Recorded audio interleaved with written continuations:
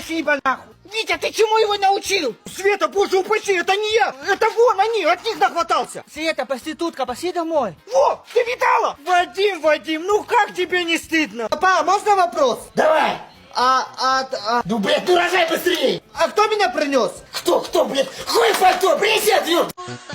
Мама, у нас еще средства осталось? Ну, есть чуть-чуть. Заказывай еще, Вадик, туалет провалился. У всех на глазах. Вадик, смотри, я сейчас как ударю со всей силы. На!